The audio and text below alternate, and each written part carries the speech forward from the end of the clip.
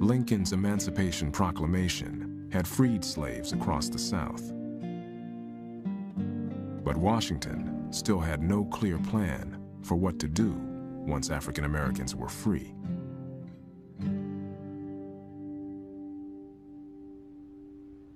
On January 11th, President Lincoln sent his Secretary of War, Edwin M. Stanton, to Savannah.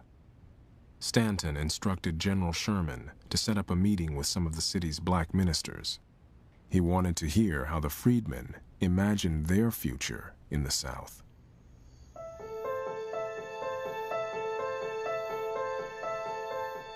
That evening, 20 black men entered the grand parlor as guests of Stanton and Sherman. 16 were former slaves. They chose Reverend Garrison Frazier, who had purchased his freedom 9 years earlier, to be their spokesman. For the first time, federal officials conferred with freed slaves about the future of African Americans in the South. The exchange that occurs between Sherman, Stanton, and the Union generals and Reverend Frazier is one of the extraordinary moments of the Civil War and the ending of the Civil War. Because they asked Frazier not just what should we do with all these refugees, they asked him questions about what the war meant. They asked him questions about what the Emancipation Proclamation had meant. They asked him what the presence of black troops in the Union Army meant.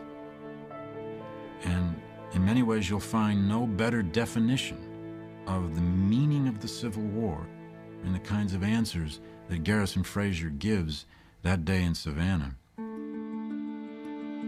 The freedom, as I understand it, promised by the Emancipation Proclamation, is taking us from under the yoke of bondage and placing us where we could reap the fruit of our own labor.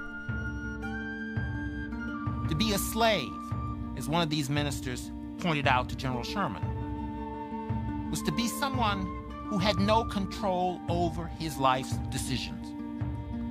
And now, these people feel the need to express their abilities, their choices,